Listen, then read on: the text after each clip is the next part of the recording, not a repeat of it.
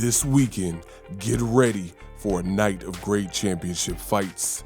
UFC 259, the last style bender Israel Adesanya moves up to face dangerous puncher Polish power Jan Blachowicz at light heavyweight.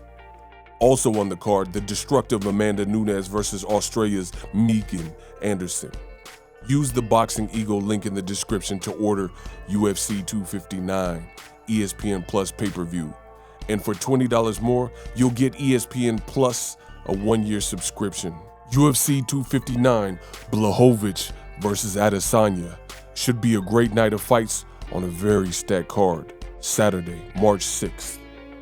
You don't want to miss this. I'll see you at the fights. Wow. WBC President Mauricio Sulaiman, after saying sorry and he has to review the mandatory selection process and he apologizes for the Yildirim fight with Canelo, now he's blaming the pandemic of all things for that particular mandatory. Let's talk about him. What up, Fight World? It's your boy Ego, and I'm back with some more boxing. Make sure you smash the like button. Also subscribe to my channel for the latest and greatest in boxing. Before I get started, UFC 259. Use my ESPN Plus link, or you can, for easy access, like the trailer at the beginning, you can simply go to the description box and find my link tree link for ESPN Plus. It's the top link, and order UFC 259. It should be a great card. Amanda Nunes and Megan Anderson. You also have Peter Yan, Adesanya moving up in weight in the main event. So I'm looking forward to it. Should be a great fight. Use my link if you're getting UFC 259.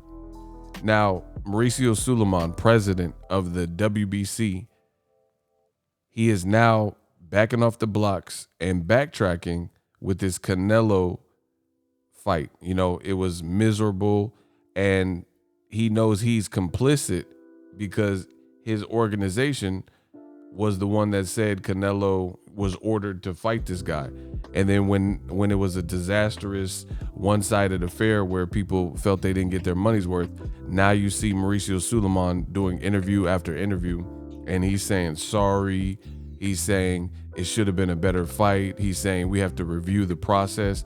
And now he's even blaming the pandemic and saying that's why Canelo had to fight Yildirim. Wow.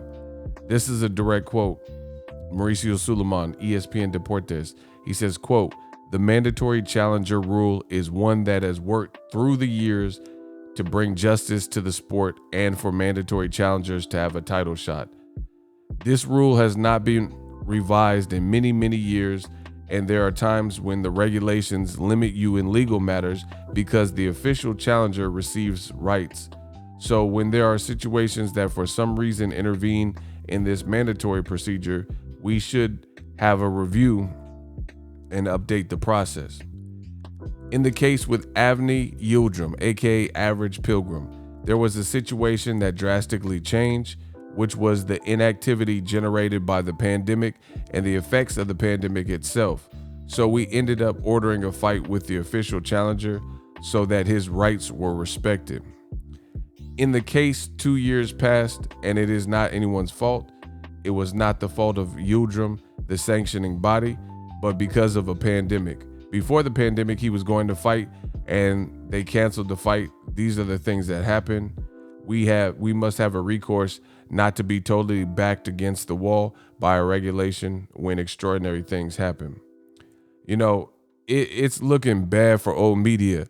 Ego Stradamus strikes again. First of all, before the Canelo fight with Average Pilgrim, I told you the same things that I'm saying in hindsight after the fight is now completed. However, the WBC is not. The WBC is now backtracking and doing multiple interviews where they're having to justify and explain to the public why such a lousy and bogus fight took place on their watch and on account of something they ordered, right? So it's funny, when I made the statements about this fight with Canelo, people said, oh, you're hating. Oh, Canelo's staying active. Oh, this could be a good fight. Oh, Yildirim's bigger. And now we see who was correct and who was incorrect. Because once again, my story hasn't changed. The WBC, now they're going to revise the process and take a further look into what's broken and what's not because of the ridicule that they're receiving for this particular fight. So it's just a bad look for Canelo. The WBC, what's done is done. You charge people whatever you charge for ringside tickets. You charge people pay-per-view. You charge people DAZN subscriptions. Some people flew out.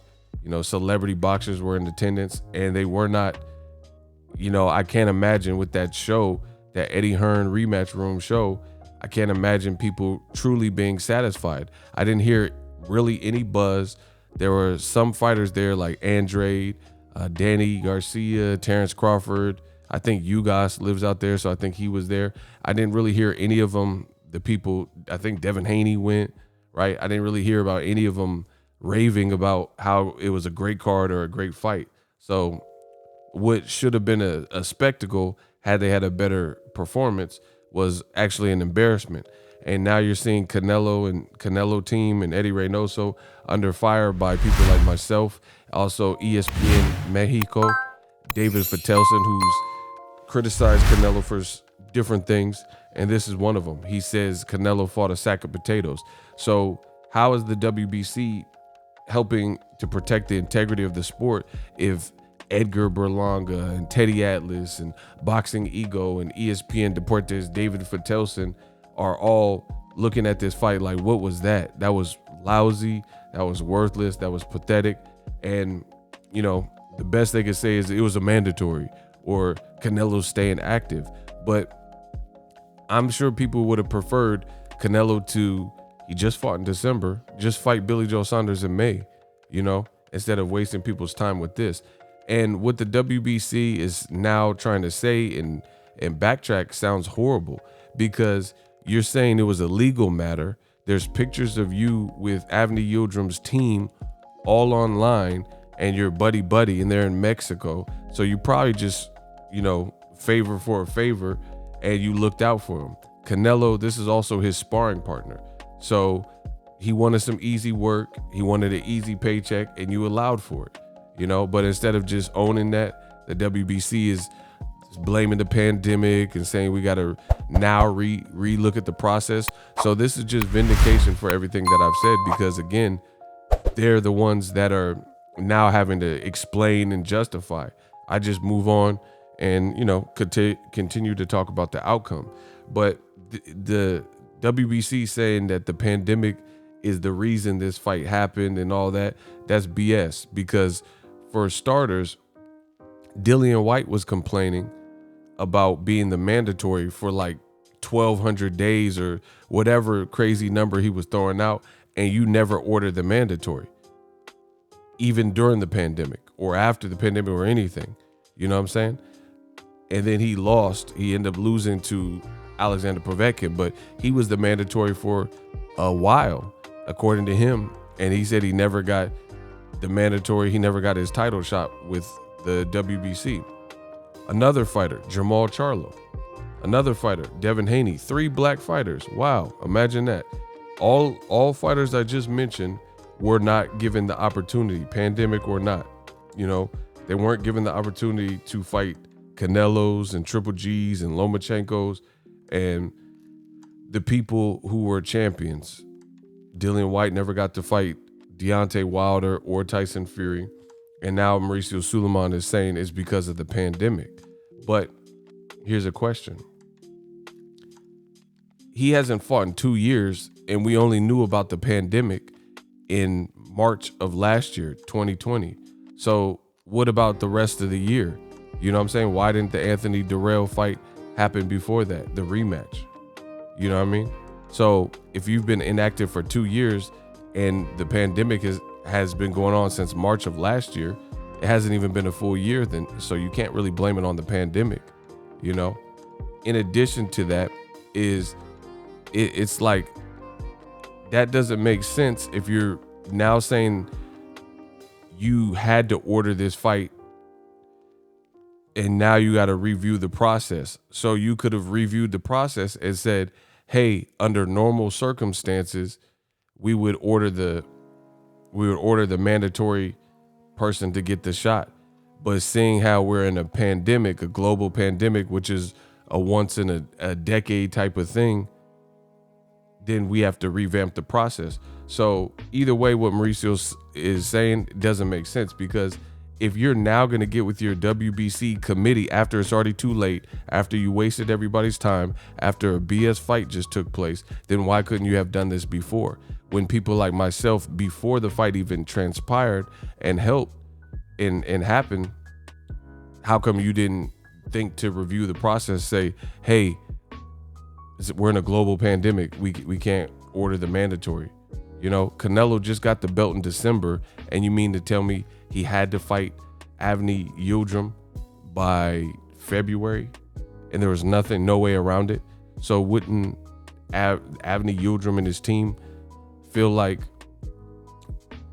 hey, this is a global pandemic that no one could prevent, so that's a justifiable reason why they haven't got the order? So the bottom line is the WBC is looking for a scapegoat because the event did not satisfy people. So they're looking for a scapegoat and looking for a way out. That's how I see it. Because at the end of the day, you could have just told them, hey, Canelo just got the belt in December, if you wanted to. Because once again, when it came to black fighters like Jermall Charlo, somehow, some way, Canelo and Golovkin did not and were not made to fight Jermall Charlo. You created another belt, a franchise designation, or whatever you want to call it, franchise champion. So you could have did the same thing. And that's what they're saying they're going to do now, is revamp the process, you know? So if you could have done it now after the ridicule and the outcry that was easy to predict, then you could have done this stuff before. You know what I mean? If Jermall Charlo was never given a crack or a shot at Triple G or Canelo for one reason or another, then you could have done the same thing with Avni Yildirim. But the point is, the WBC, aka We Back Canelo, you wanted Canelo to take this stay busy fight, and he probably wanted it and he requested it.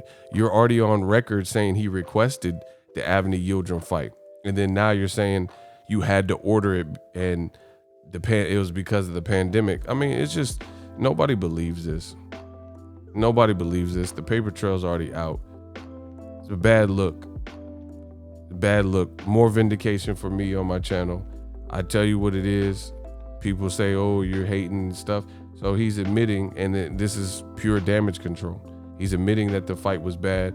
He's blaming on the pandemic. He's the one saying we got to change the process or look into what we could do different, because he knows the fight did not live up to any type of expectation. It was not a good fight. It was not a good gathering. And I'm sure he's getting a lot of comments that suggest that, or reading the comments online floating about this, and seeing the celebrity boxers and trainers and boxing media who are criticizing the event. And now, again, they're looking for a scapegoat. Sad.